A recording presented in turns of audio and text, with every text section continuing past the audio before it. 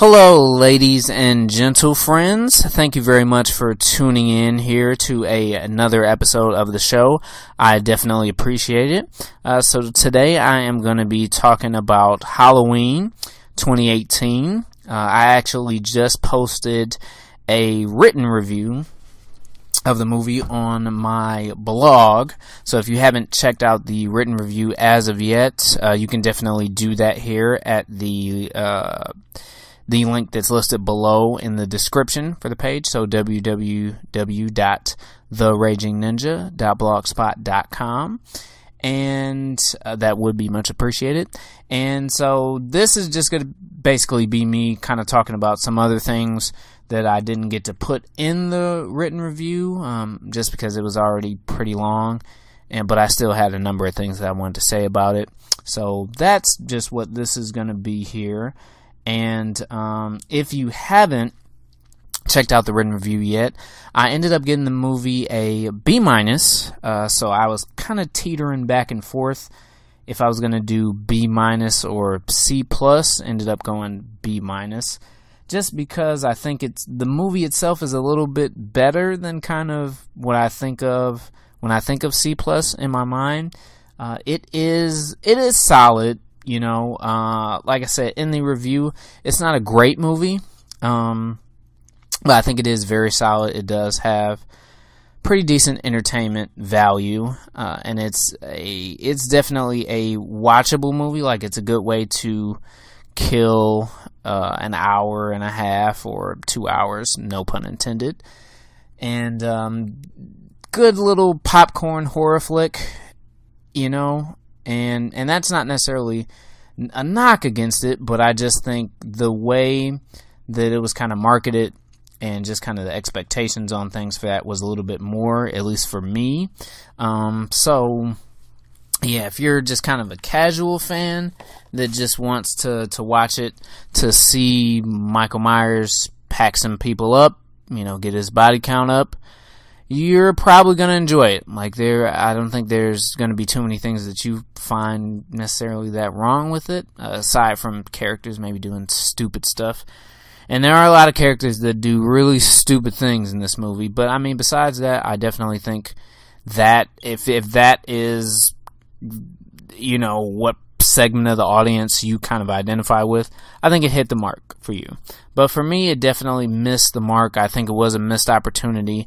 It didn't really capitalize on some of the potential that it had, especially considering that John Carpenter was a pretty I mean, he contributed a lot to the movie. He ended up being one of the composers for the score, and he was executive producer as well as creative consultant. So this is the first time that he's had involvement with the franchise on a movie since Halloween 3, which was, and this is the last time he's had involvement on a movie in the franchise that was about Michael Myers, as Halloween 3 was not about Michael Myers at all.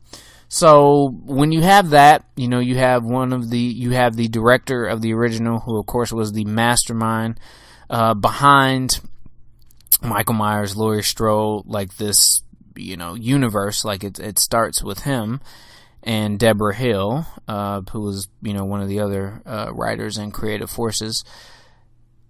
And when you bring him back, you have a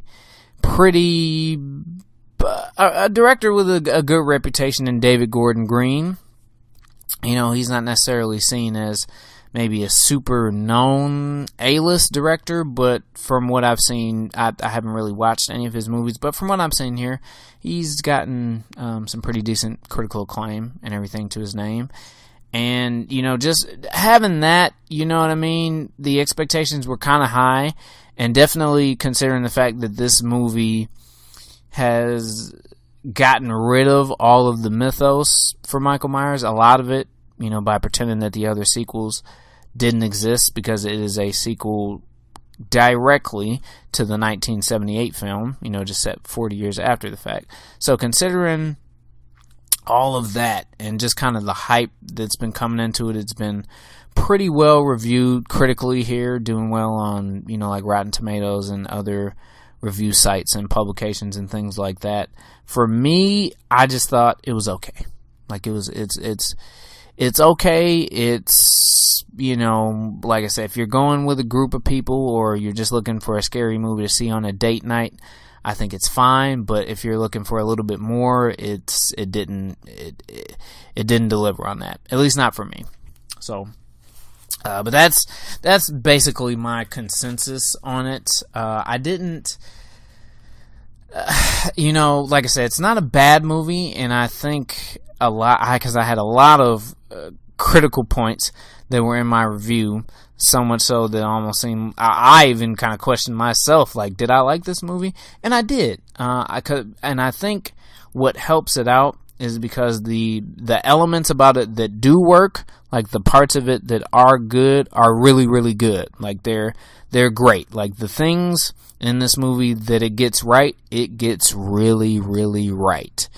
And but you know, flip side, it's like the other stuff. It's like where the stuff that it kind of doesn't really hit the mark on, like it kind of drops the ball a little bit. So I think that held it back a little bit from being as good, you know, for it being as good as it could have been. But hey, whatever. It's actually poised to make a lot of money, like I said, and it's doing pretty well critically.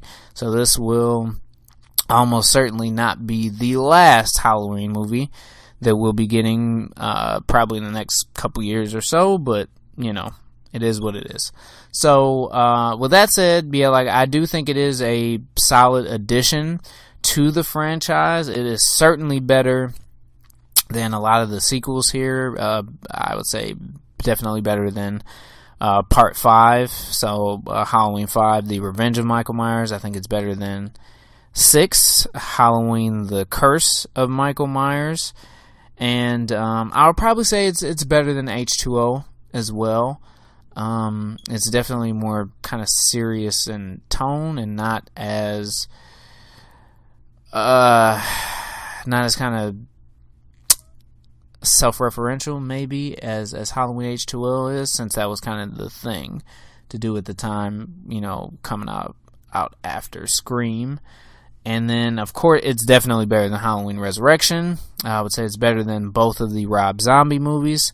But I don't think it's better than Halloween 2. I still think Halloween 2 is the best overall movie in the franchise after the original.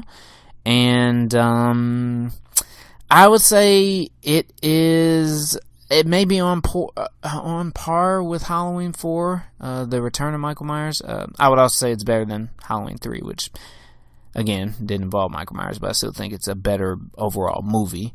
But as far as Part 4, I would probably say it's better than it, at least definitely from a technical standpoint, because the budget on this movie was about $10 million, I believe, and I mean, from a technical standpoint, like it looks really, really good, I think.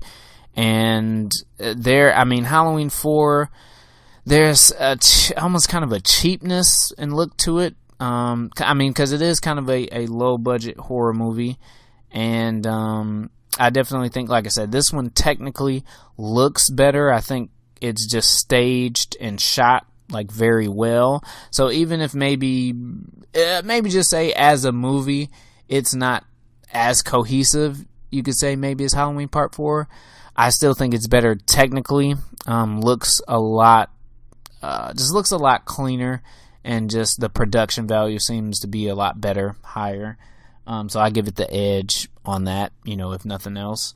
The mask definitely looks better in this movie than it did in Halloween Part 4. The mask, to anybody, if you've ever seen Halloween Part 4, if you haven't, the mask that Michael Myers wears in that movie is absolutely terrible.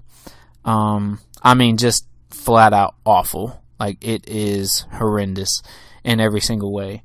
And you know what Michael Myers looks like in that movie?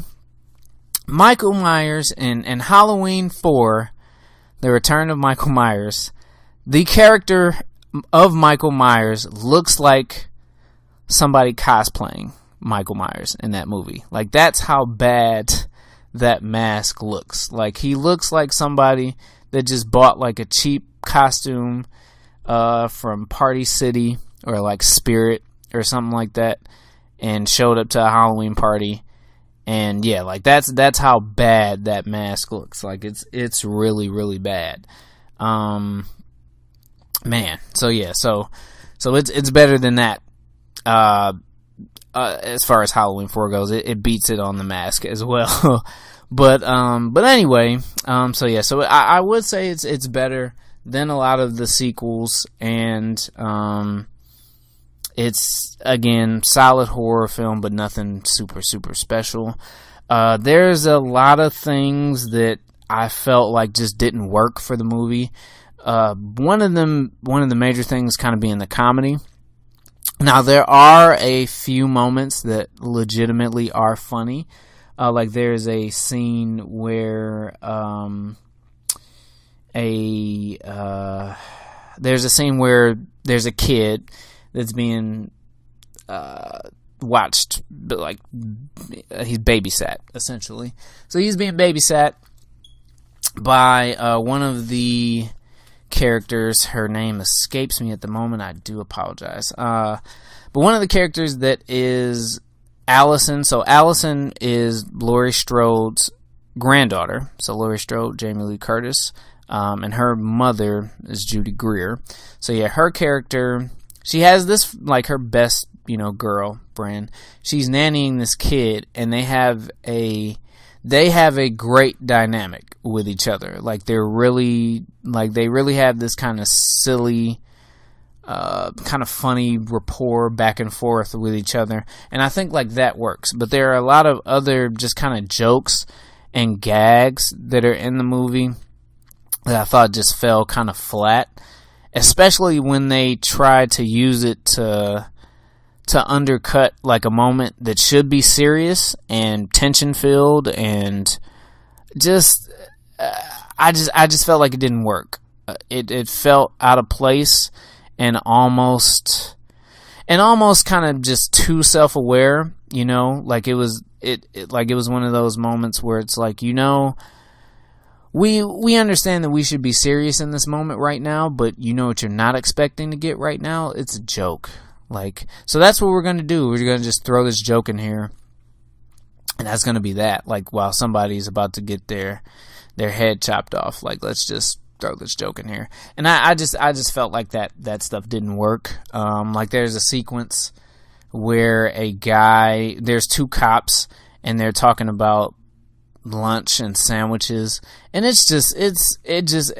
don't think it really helped the movie out. Like, it didn't add anything really to what was going on, and it almost seems like it's out of a completely different movie. Like, that's how kind of just far removed it is tonally from what is happening around it. Like, I even think at the time, like, while that's going on, I believe Michael Myers is brutally murdering somebody. Or at least just right after, I believe. Yeah, like, he brutally murders somebody, like, after they're talking about brownies and peanut butter and jelly sandwiches. And that stuff, it just didn't work for me. I didn't think the stuff with the teenagers really worked. One of the main reasons I say that is because it is just so cliched.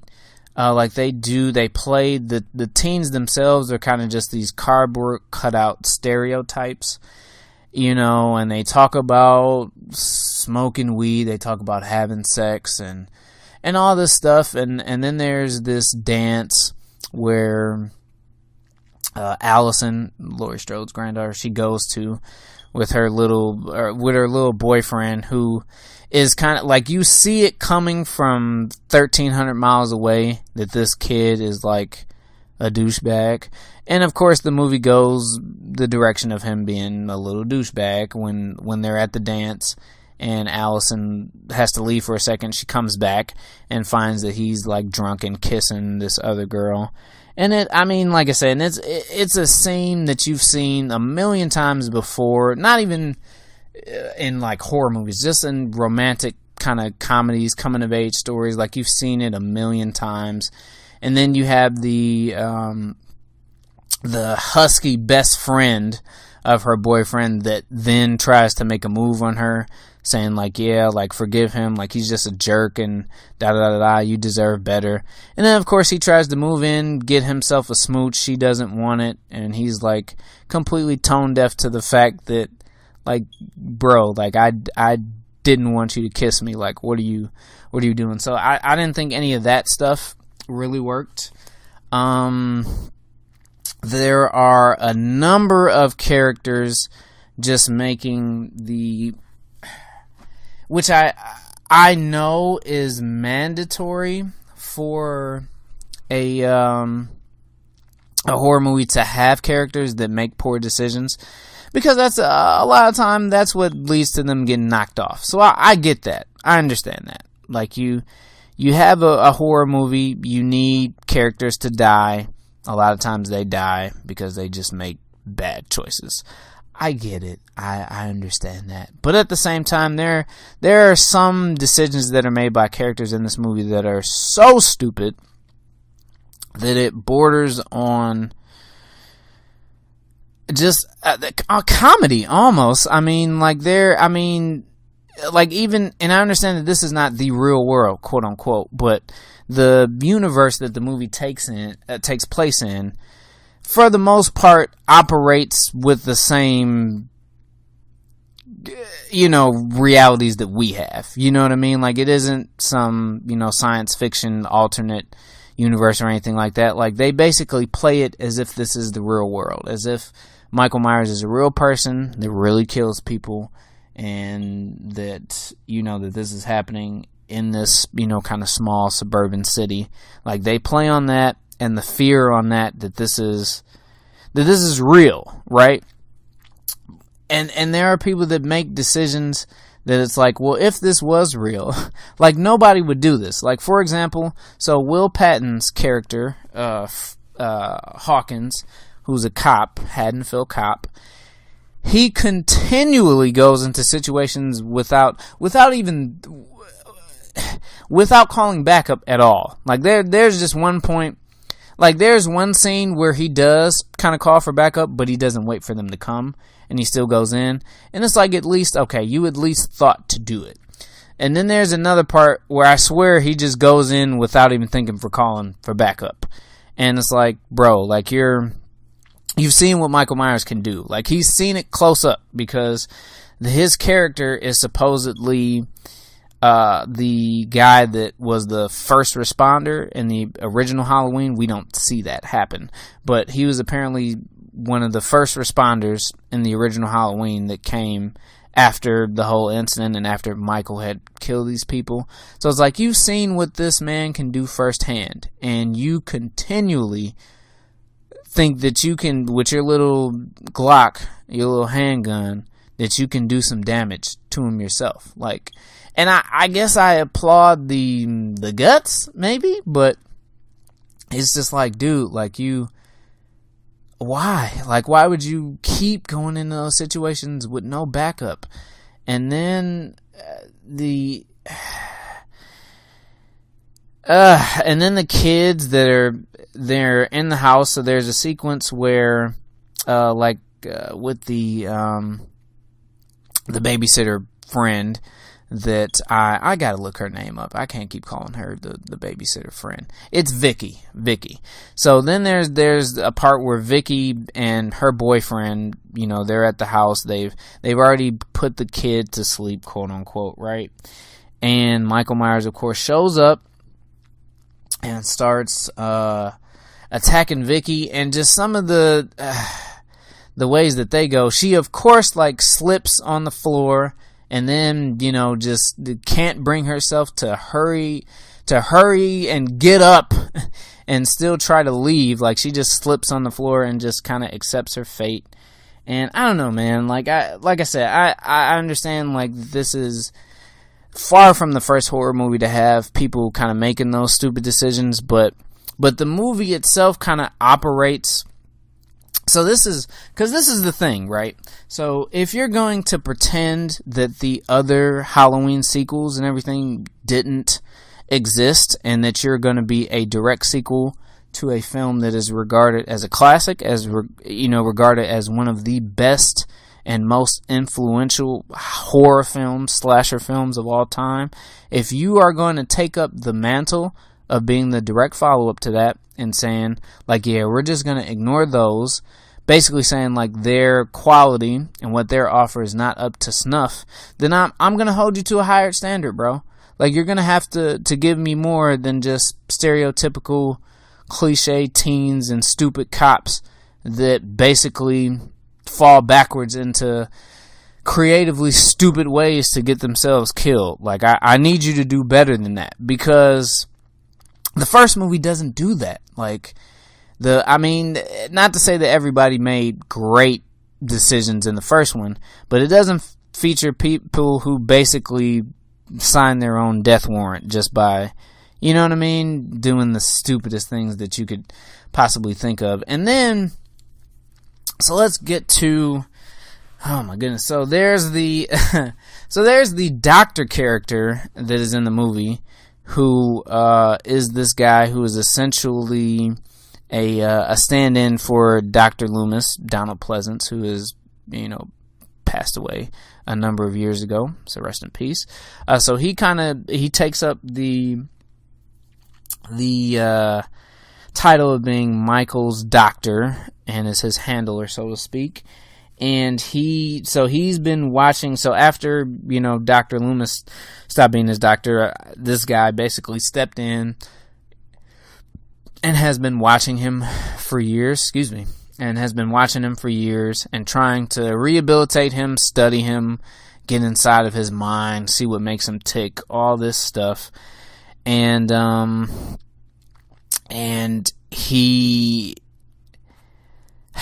so, because there's a part where after Allison catches her boyfriend kissing that chick, she ends up leaving the dance. The boyfriend ends up throwing her phone into like a bowl of like Jello punch or pudding, something like that. And so it messes up her phone. So of course Laurie and Jamie Lee Curtis and Laurie's daughter, played by Judy Greer. So of course they're trying to contact her and get her to safety because Michael Myers is out doing his thing, and nobody can get in contact with her because the phone is gone, right? So they send the cops out to look for her, and Hawkins is the one that ends up finding her. So he and the doctor, this new doctor that's Michael's doctor, they're the ones that are in the police car, and they pick up Allison, they end up finding Michael Myers. They see him walking down the street. So Hawkins does a good thing. He runs him over, just careens straight into Michael Myers, knocks him over. So he goes, and the doctor hops out, and is saying he's not breathing, you killed him, da-da-da-da. And so Hawkins is intent on finishing the job. He's telling the doctor, move out of the way, because he's going to blow his brains out. He's going to shoot Michael Myers in the head, and just probably empty a clip in him, which is a fantastic idea, right? Doctor does not move, and in a plot twist that is so stupid and so lazy and so just superfluous, like there's no point of this even happening. The doctor turns around, stabs Hawkins to death, right? Kills him. And he says he did it because he wants to see what would happen when Michael and Laurie meet. Like he thinks that's what's driving Michael, like just wanting to kill her. Like it's so stupid, man. It really is only in the movie to be a plot device. Like it literally is only in the movie so that the doctor can drive Michael Myers to where Laurie Strode is, to her house. Like, that is literally the only reason that the scene is in the movie. Because before that, there's no reason to think that Michael knows where that house is at. He could probably find out, because he's Michael Myers. But, yeah, that scene exists literally to get Michael Myers, to literally take him in a car to where Laurie Strode is at, to bring them together. Which I guess it kind of sucks, but that is the best part of the movie, the showdown at Laurie Strode's house, compound, safe house. Like, that is the best sequence in the movie. It's the strongest part of the movie.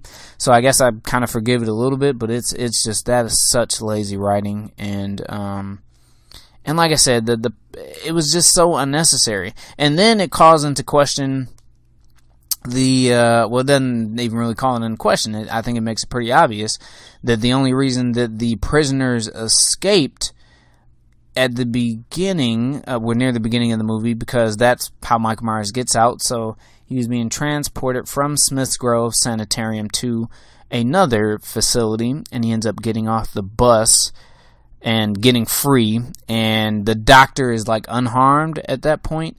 And I think it makes it pretty obvious that he let him go, just so he could get back to killing and see what, because the doctor wanted to see what he would do.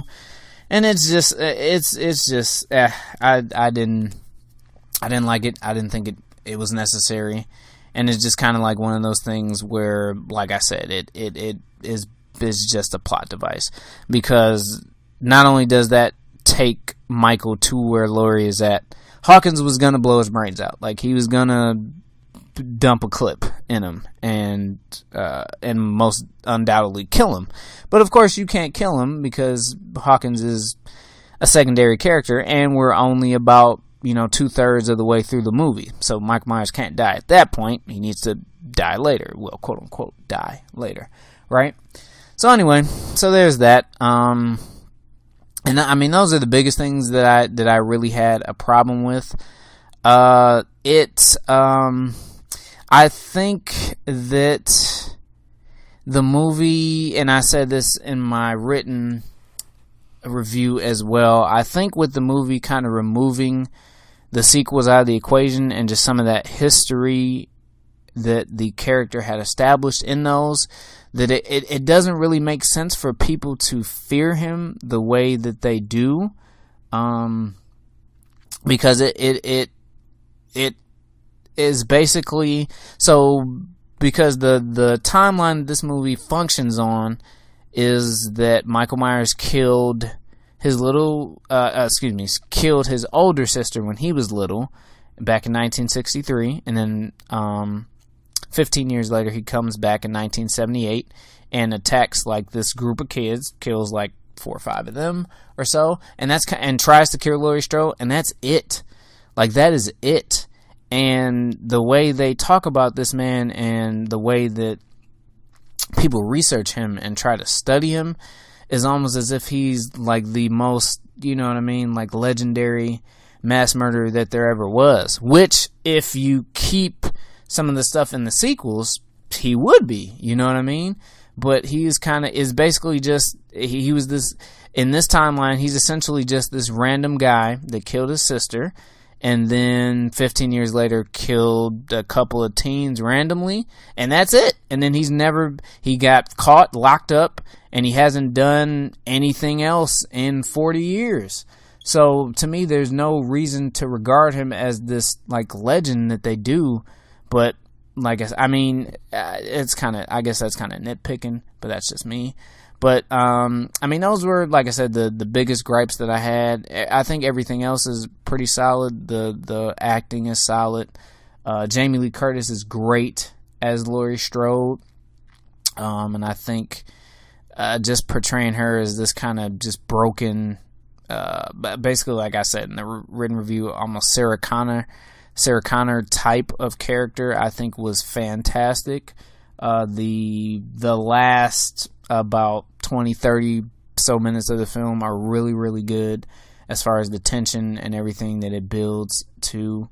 And yeah, man, I mean, that's basically what I thought in the movie. It's a enjoyable slasher flick, not really anything that you have to devote a lot of time and attention and focus to, break down thematically.